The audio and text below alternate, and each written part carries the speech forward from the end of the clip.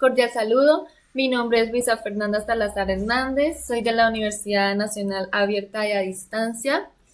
Hoy en el curso de Epistemología e Historia de la Pedagogía voy a hablar sobre un gran pedagogo influyente en el siglo XX, es sobre Paulo Freire.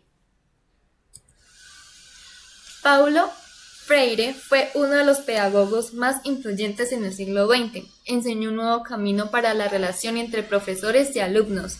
Fue el pedagogo de los oprimidos y en su trabajo transmitió la pedagogía de la esperanza. Influyó en las nuevas ideas liberadoras en América Latina y en la teología de la liberación, en las renovaciones pedagógicas europeas y africanas. Y su figura es un referente inconstante en la política libertadora y en la educación. El contexto en el que se inició Paulo Freire. Conoció desde niño la realidad del noreste brasileño, en el que se vivía la esclavitud, las clases rurales vivían en relaciones laborales de opresión marginadas del proceso social, económico y político, y sin participación alguna en las decisiones importantes del país. Es ahí donde se introduce Paulo Freire, donde intenta que las personas rompan su silencio, que reconozcan la fuerza de su unidad transformadora, que adquieran la capacidad crítica para relacionarse con la sociedad y que se liberen de sus ataduras, única posibilidad de cambio de la sociedad. Así pasa de ser una pedagogía oprimida a una pedagogía libertadora. Paulo Freire hizo todo lo posible por luchar por una justicia social e igualdades sociales. Por eso transmitió la pedagogía de la esperanza. Las personas tuvieron la oportunidad de construir su vida sin ataduras. Pedagogía libertadora, creada por el pedagogo Paulo Freire. Es un movimiento educativo. La educación libertadora es un proceso de renovación de la condición social del individuo, que aprenda no solo a leer la palabra, sino también su mundo, reflexionando de la realidad en la que vive y a su vez intervenirlo para su beneficio. Paulo Freire anuncia un intercambio dialogal entre docente y alumno, en la cual ambos aprenden, cuestionan, reflexionan y participan en la búsqueda de significados.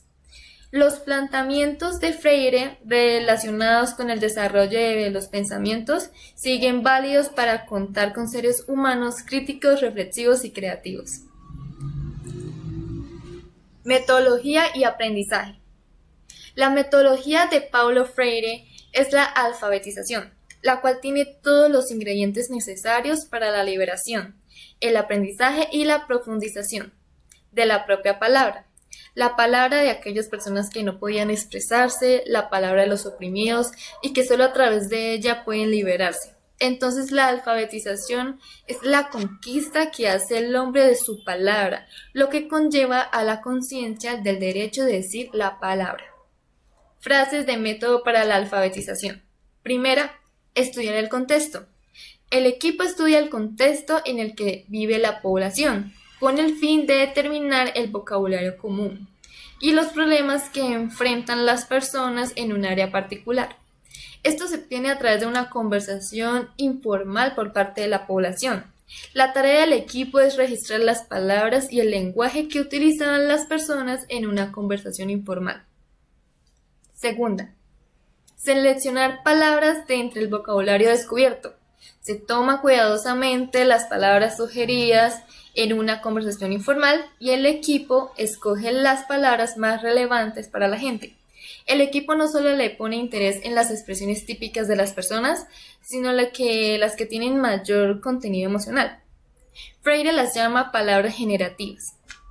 El criterio más importante cuando se escogen las palabras debe tener la capacidad de enfrentarse a la realidad social.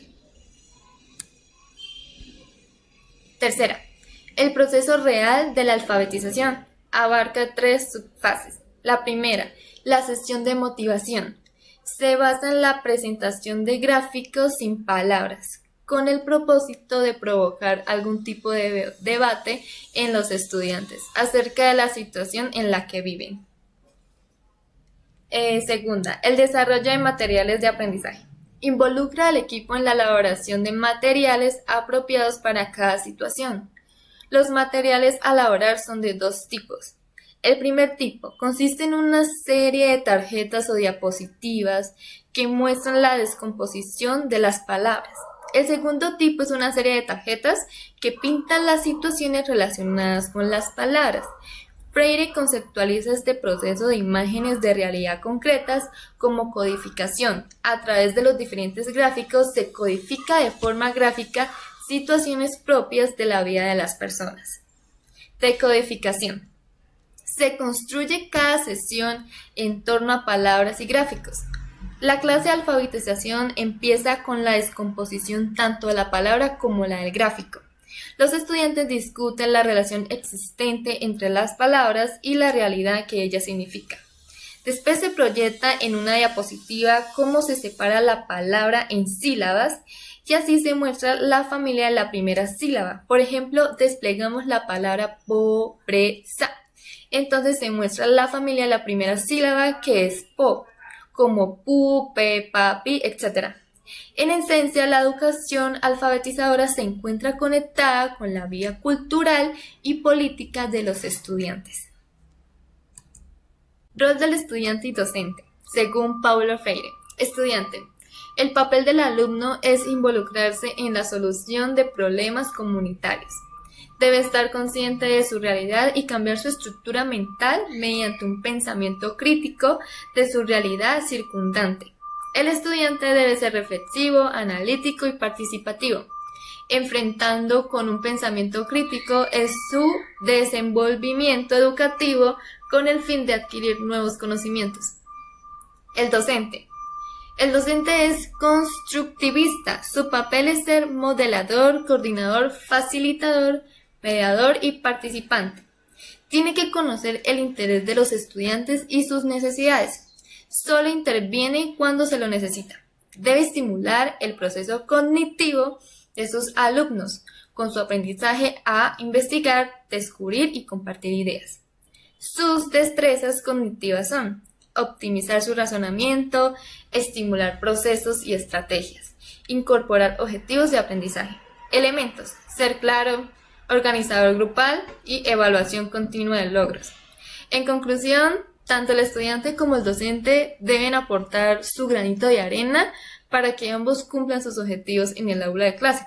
El docente es quien debe crear un ambiente didáctico con el fin de que el estudiante tenga la oportunidad de expresarse para desarrollar su aprendizaje. Y el estudiante debe ser alguien reflexivo y participativo, con el fin de que adquiera nuevos conocimientos y construya su propio aprendizaje significativo.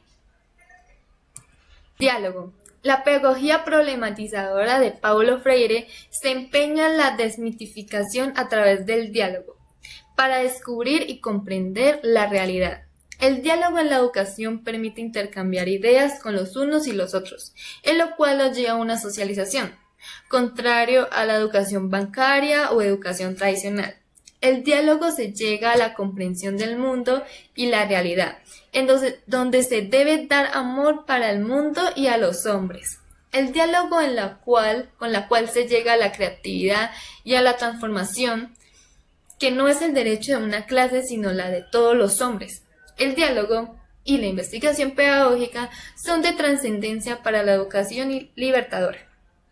En el diálogo es importante que los líderes revolucionarios tengan amor y fe en el pueblo. Los maestros y líderes no pueden estar distantes a las masas oprimidas, sino mantener un diálogo sobre su acción.